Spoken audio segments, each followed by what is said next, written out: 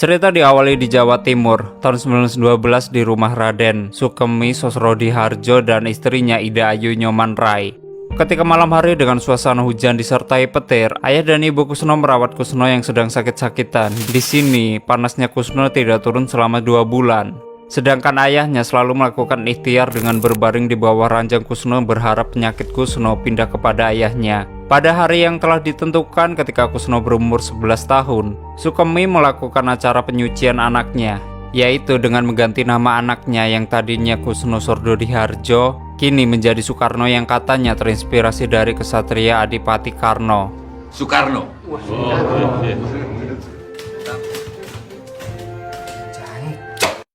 Ketika Soekarno berumur 18 tahun, dia pernah mencintai seorang anak Belanda yang bernama Mien. Ayo cukuin sandalnya bapak. Dan Soekarno benar-benar nekat, karena di suatu hari dia melamar Mien Heles untuk menjadi istrinya. Yakin kon, arep melamar DPE? Kon bukan anak bupati loh. Yang kemudian Soekarno pun menuju rumah Mien. Waktu sudah memasuki halaman rumahnya, Soekarno menjadi gugup karena dia belum pernah sekalipun bertamu ke rumah orang Belanda yang sangat mewah. Namun sayangnya waktu melihat Soekarno, ayah Mien mengusir Soekarno dengan cara tidak hormat. Bawa dia keluar! Bawa dia keluar! Bawa dia keluar! Singkatnya pada umur 24 tahun, harapan bapaknya terpenuhi. Di umur 24 tahun Soekarno berhasil mengguncang podium. Soekarno berteriak, "Asia!" Sorry nggak gitu maksudnya. Dia berteriak seperti ini.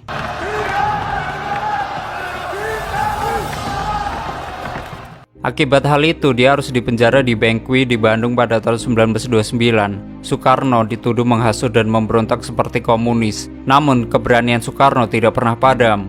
Dia makin bersikeras untuk menggugat pada saat di gedung Lenrat di Bandung pada tahun 1930. Namun sialnya Soekarno lagi-lagi divonis 4 tahun penjara. Karena keputusan itu dia dianggap kontroversial oleh kalangan orang-orang Belanda atau bahkan pribumi di parlemen. Singkatnya 2 tahun kemudian, Soekarno dibebaskan dan kembali untuk berpolitik.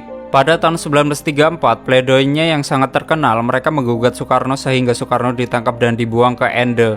Selama 4 tahun di Ende bersama istri yang bernama Inggit dan ketiga anak angkatnya, Soekarno dipindahkan ke Bengkulu karena malaria. Di kota itu, Soekarno istirahat sejenak dari politik karena dia menyukai seorang gadis muda bernama Fatmawati. Padahal saat itu Soekarno masih menjadi suami Inggit Garnasih, yaitu perempuan lebih tua dari Soekarno dan selalu menjadi perisai baginya tatkala di penjara atau bahkan dibuang. Inggit sendiri, dia harus rela melihat sang suami jatuh cinta dengan gadis lain. Di tengah ambang keluarganya yang hancur, Jepang datang untuk memulai peperangan di Asia Timur. Pada tahun 1940, Jepang menandatangani kesepakatan 3 negara poros bersama Jerman dan Italia. Secara resmi, Jepang pun masuk ke kubu fasis, berseberangan dengan Amerika, Inggris, Australia, dan Belanda. Jepang sendiri masuk ke Indonesia dengan membawa kekacauan.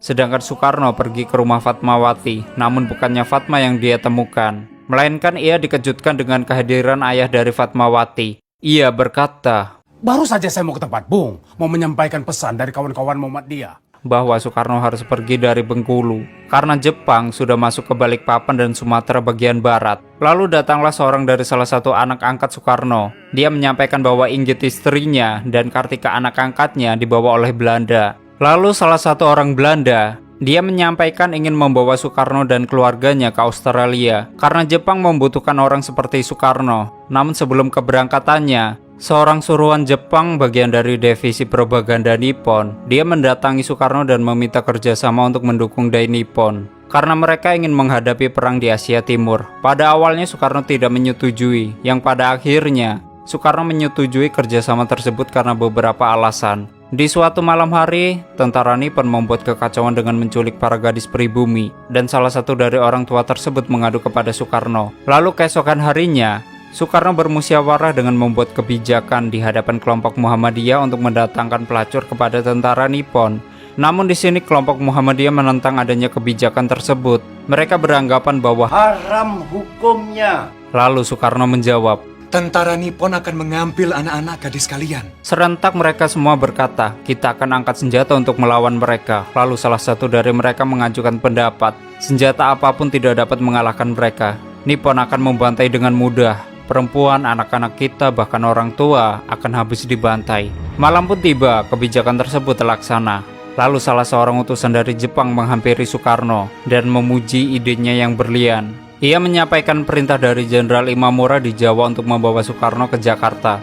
Soekarno dan keluarganya dibawa ke Jakarta pada tanggal 9 Juni 1942 dengan kapal bergas. Kedatangan Soekarno di Jakarta disambut oleh Anwar Cokroaminoto, Sundoro Asmarahadi, Ratna Juami, dan Muhammad Hatta. Sejak Jepang masuk ke Batavia atau Jakarta pada tanggal 5 Maret 1942, mereka melancarkan propaganda 3A, yaitu Nippon Cahaya Asia, Pelindung Asia, Pimpinan Asia. Kehadiran Jepang sendiri melahirkan dua arus pergerakan pemuda yang sama kuat dari berbagai lapisan. Satu pihak mendukung tapi di pihak lain menentang. Di suatu daerah Menteng, Jakarta lebih tepatnya di rumah Muhammad Hatta, Soekarno dan Syahrir berdebat dalam kerjasama Nippon. Dan perdebatan itu menjadikan Syahrir tidak punya pilihan untuk bersatu. Dan tujuan untuk menghindari rakyat Indonesia dari kekejaman Nippon dan untuk mencapai kedaulatan rakyat. Sedangkan di rumah Fatmawati, Soekarno mengirim sebuah surat. Surat itu sendiri disampaikan neneknya kepada Fatmawati. Ia lalu membuka isi amplop itu dan kalung terjatuh dari dalam amplop tersebut.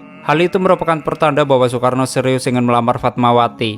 Di Istana Gubernur Jenderal, rumah dinas Letnan Imamura Hitoshi, saat itu hanya kesepakatan untuk melindungi pandangan masing-masing. Nippon melindungi dan berupaya memenangkan peperangan di Asia Timur. Sedangkan Soekarno dia berupaya meraih kemerdekaan Indonesia. Dari Pegangsaan Timur Jakarta, Soekarno menuju stasiun Gubeng Surabaya untuk menunjukkan kerjasamanya bersama Dai Nippon kepada masyarakat Surabaya, yaitu dengan tujuan menuju kemerdekaan Indonesia. Menuju kemerdekaan Indonesia. Namun tiga pemuda pribumi melihat aksi Soekarno dan Muhammad Hatta tidak menyetujui kerjasama tersebut. Lalu tiga pemuda tersebut meyakinkan para pemuda lainnya untuk tidak terjebak sebuah propaganda Nippon dan beranggapan negeri Indonesia tidak boleh jatuh kepada tangan fasis.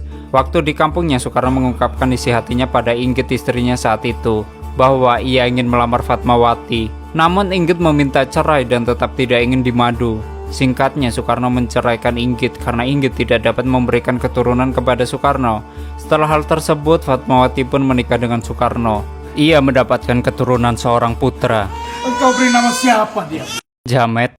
Enggak, nama putranya adalah Guntur Putra Soekarno. Lalu beberapa bulan setelah itu, datanglah Gatot teman Soekarno ketika di penjara di Bancut dan Sukamiskin bersama Wikana, yaitu teman seperjuangan Gatot. Pada saat berbincang-bincang, Gatot memberikan usul untuk menyuarakan kepada para pemuda seperti Wikana dan mengambil hati rakyat untuk bergabung dalam peta dan organisasi serdadu pekerja. Karena peran serta tersebut akan membantu Nippon dan dalam upaya meraih kemerdekaan Indonesia. Antek Nippon jangkrik. Namun sialnya, ternyata tidak sesuai harapan. Ternyata tentara Jepang mengambil dan menangkap orang-orang Indonesia dengan cara paksa dan kekerasan. Syahrir yang melihat hal itu sangat marah pada Hatta. Ia beranggapan bahwa tindakan Soekarno dan Hatta untuk merekrut para pemuda ke peta dan Romusa sama saja menjual pemuda Indonesia untuk fasisme, dan tindakan mereka akan dihujat. Tetapi di sini Hatta yakin kalau Soekarno juga sama marahnya dengan Syahrir. Setiap malam, Soekarno selalu mendapatkan selebaran kertas di bawah pintu rumahnya atau lemparan batu ke kaca rumahnya dengan dilapisi kertas. Di dalam kertas itu berisi tulisan hujatan yang dikirim oleh masyarakat atau pemuda setempat yang tidak setuju dengan apa yang dilakukan oleh Soekarno. Namun, apa yang telah ia lakukan adalah untuk meraih kemerdekaan Indonesia. Di lain sisi, dalam kehidupan keluarga Soekarno, Riwu, yaitu anak angkat dari Inggit, pergi dari rumah dengan memberikan surat kepada Soekarno. Riwu tidak dapat menerima untuk tinggal bersama Soekarno lagi karena dia selalu mengenang foto Inggit ibunya.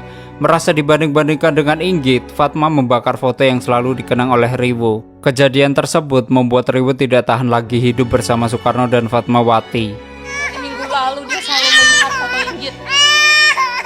Aku merasa dibanding-bandingkan dengan dia. Ketika di lapangan Serdadu, pekerja paksa atau sebutannya Romusa, di sana Soekarno terlibat di dalamnya. Ia melihat orang-orang dari negaranya sendiri diperlakukan seperti binatang, disuruh kerja paksa dan melakukan kekerasan termasuk orang tua yang rentan. Di sisi lain, tentara Jepang memaksa orang-orang dari kalangan Muhammadiyah untuk keluar dari Masjid Mustafa, lalu dikumpulkan di sebuah tempat, yang kemudian mereka disuruh melakukan penghormatan pada bendera Jepang.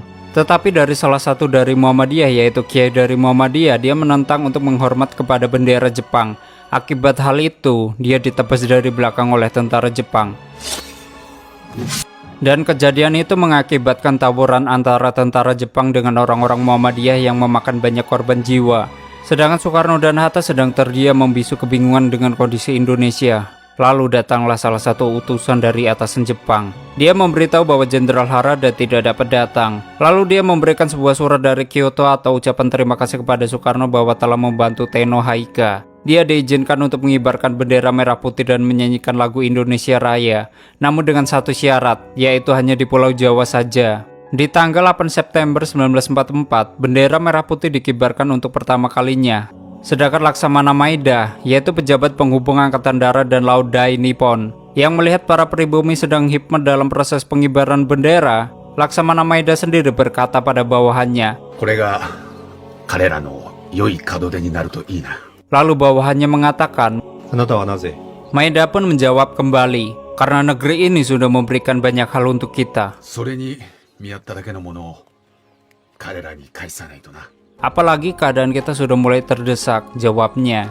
Tolong pastikan Soekarno dan Hatta ada di rumah saya sore ini. Singkatnya Soekarno dan Hatta datang ke rumah Laksamana Maeda. Laksamana Maeda menyampaikan kepada Soekarno dan Hatta untuk memikirkan bentuk negara sebelum Tenno Haika resmi memberikan kemerdekaan pada Indonesia. Maeda sendiri menyarankan bentuk negara Indonesia adalah kerajaan. Bentuk negara Anda adalah kerajaan. Karena dengan bentuk kerajaan akan lebih mudah bekerja sama dengan Dai Nippon. Di sini Soekarno menjadi raja dan Hatta menjadi perdana menteri. Namun Soekarno meminta untuk membicarakannya kepada Hatta. Setelah Laksamana Maeda meninggalkan mereka berdua untuk memikirkan bentuk negara, Soekarno langsung menepis bahwa ia tidak setuju dengan bentuk kerajaan. Aku tidak setuju dengan kerajaan. Karena akan mengingkari spirit nasionalisme yang sudah dibangun semenjak PNI dan Partindo. Menurut Hatta sendiri, Indonesia cocok menjadi federasi, karena tiap pulau-pulau mempunyai otonomi untuk mengelola pemerintahannya sendiri. Tetapi Hatta juga tidak setuju, karena banyaknya perbedaan di setiap pulau-pulau yang terdapat di Indonesia. Lalu perselisihan itu direncanakan oleh Soekarno di sebuah badan yang bisa membahas itu semua. Kita tidak bisa tentukan ini di sini. Harus ada badan yang bisa membahas ini semua. Waktu pulang ke rumah, Soekarno dihadang oleh pemuda-pemuda Indonesia. Mereka menyampaikan bahwa Nippon telah kalah di Filipina, lalu menyuruh Soekarno untuk menghentikan kerjasama dengan Nippon, dan menyampaikan juga bahwa Suprijadi telah terlebih dahulu bersama pasukan peta di Blitar, dan memutuskan mencabut dukungan kepada Soekarno. Kita putuskan mencabut dukungan pada Bung Karno. Ya, kita cabut dukungan pada Bung Karno. Ya. Di sini Soekarno sendiri tetap dalam pendiriannya. Ia menginginkan kemerdekaan yang selamat, yaitu selamat tanpa ada pertumpahan darah, dan menantang siapa yang terlebih dahulu memproklamasikan kemerdekaan Indonesia. Karena hal itu hanya Fatmawati lah yang meyakinkannya bahwa Soekarno tidak seperti yang mereka tuduhkan, yaitu pengkhianat, pembunuh, pengecut, pembohong, dan lain sebagainya. Soekarno berjanji tidak akan mengecewakan rakyatnya atau bahkan Fatmawati istrinya. Singkatnya, di gedung Volksraad 1 Juni 1945, sidang BPUPKI merumuskan dasar negara. Dalam sidang tersebut banyak perdebatan yang muncul. Bahkan ada yang berpendapat bahwa dasar negara Indonesia adalah syariat Islam, karena mayoritas penduduk Indonesia adalah beragama Islam. Di sana ada yang menyetujui, ada pula yang menentang. Melihat situasi seperti itu, Soekarno langsung naik ke podium dan menyuruh mereka untuk diam. Soekarno berbicara karena sudah 3 hari banyak yang berpidato, tetapi belum ada yang bisa menjawab pertanyaan Ketua Dr. Rajiman Widyoningrat, yaitu apa dasar negara Indonesia. Ketika itu ada 5 asas yang disampaikan dan dijelaskan oleh Soekarno dalam pidatonya. 1. Rasa nasionalisme yang bisa menyatukan kita sebagai bangsa. Kemanusiaan adalah butir kedua, dan butir ketiga adalah mufakat yang didasari pemusyawaratan dan perwakilan. Lalu butir keempat adalah kemerdekaan sosial bagi seluruh rakyat Indonesia. Dan yang terakhir, butir kelima adalah pengerucutan dari butir-butir sebelumnya, bertakwa kepada Tuhan Yang Maha Esa. Dasar-dasar negara yang telah diusulkan merupakan 5 pilar dan atas petunjuk ahli bahasa namanya adalah Pancasila. Mendengar pidato Soekarno tersebut, serentak semua yang mendengar menyetujui dasar negara tersebut. Maka pada tanggal 1 Juni selalu diperingati hari lahirnya Pancasila. Ketika di Saigon, Vietnam, lebih tepatnya kantor Marsekal Terauchi, yaitu panglima tertinggi Jepang di Asia Tenggara. Di sana Soekarno dan Hatta mendapatkan kegembiraan, yaitu kebebasan dari Jepang untuk seluruh pulau yang ada di Indonesia pada tanggal 12 Agustus 1945. Dan hari itu juga bertepatan hari ulang tahun Hatta sebagai sahabat Soekarno sendiri, atau bahkan hadiah terhebat seumur hidupnya, yaitu adalah kemerdekaan Indonesia. kemerdekaan Indonesia adalah hadiah terhebat seumur hidupmu, Bung. Pada malam hari, Syahrir memberikan kabar kepada Soekarno dan Hatta bahwa Hiroshima dan Nagasaki telah dibom dan Nippon telah kalah. Ia memberikan usul harus menolak kemerdekaan dari Nippon dan harus memproklamasikan kemerdekaan sendiri. Malam harinya, kaum pemuda pergi ke tempat Soekarno untuk mendesak segera agar memproklamasikan kemerdekaan Indonesia. Kaum pemuda membuat barisan pelopor dan kaum Heiho pun sudah siap untuk menyerang Jepang jika mereka menghalangi proses proklamasi, kata salah satu dari mereka. Namun di sini Soekarno tetap menunggu sidang PPKI karena itu merupakan jalan yang aman. Pada waktu itu datanglah Hatta sebagai pendukung Soekarno untuk tidak mau gegabah. Kami tidak takut, tapi kami tidak mau gegabah. Pada tanggal 16 Agustus 1945, kaum tua menculik Soekarno dan keluarganya beserta Hatta ke Rengas Dengklok, rumah petani Tionghoa yang bernama The Jiao King Siong. Pada waktu itu juga datanglah seorang utusan kaum muda dari Syahrir, yaitu Subarjo, untuk membawa Soekarno dan Hatta ke Jakarta, lalu menyampaikan bahwa Kaisar Hiroto telah menyerahkan kekuasaan kepada tentara sekutu serta meyakini Nippon telah habis. Seketika itu Soekarno dan Hatta langsung pergi ke Jakarta. Kita segera ke Jakarta. Sekarang juga, Bung. Kita proklamirkan kemerdekaan kamu.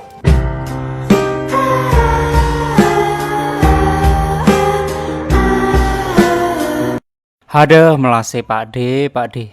Mendengar hal itu, Jepang tidak ingin Indonesia merdeka. Bangsat emang Jepang. Ini akan menghalang-halangi kemerdekaan Indonesia. Mereka mengingkari janji untuk kemerdekaan Indonesia. Namun di sisi lain, Laksana Maida sangat baik. Hatta-san, saya akan tunjuk janji seorang samurai.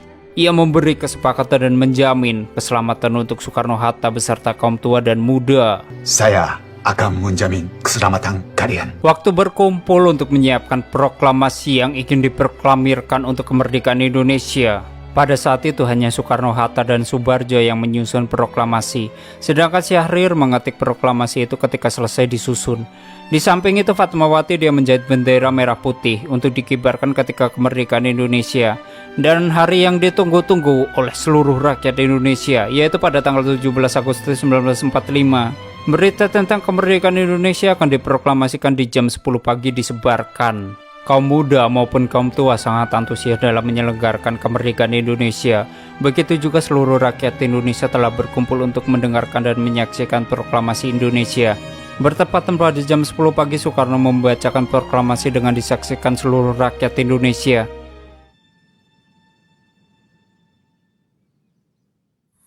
Proklamasi. Kami, bangsa Indonesia, dengan ini menyatakan kemerdekaan Indonesia.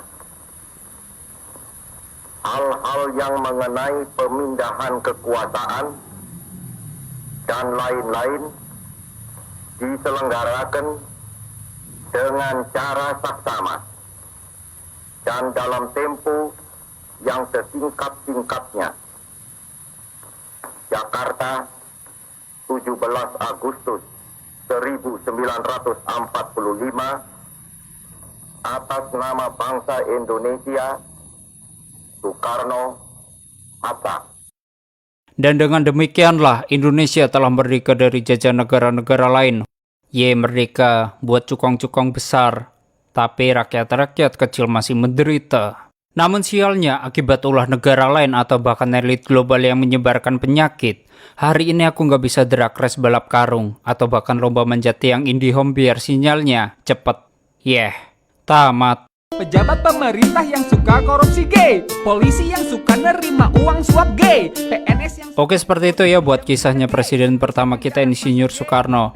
Namun kalian jangan terlalu percaya dulu yang kalian lihat di film ini, karena kata beberapa pakar sejarah di Indonesia bahwa film Soekarno ini di beberapa scene ada yang miss dari sejarahnya. Namun hal itu benar atau tidak, soal itu aku nggak tahu karena aku mendapatkan berita itu dari media. Dan media banyak membicarakan kesalahan dalam sejarah di film Soekarno. Tapi media kita kan bangsat. Mau real atau hoax kan mereka dapat duit. Taulah, yang jelas aku udah ngasih tahu ke kalian. Dan aku takutnya waktu di storyin terus ada yang salah, aku yang disalahin. Padahal seluruh story ini aku ambil dari film tersebut. Ya begitu aja lah, dan maaf juga kalau ada salah-salah dalam penyebutan nama-nama pahlawan kita. Terima kasih udah nyimak sampai habis, and stay on my channel, jangan kemana-mana, sampai ketemu lagi di video selanjutnya. Bye bye.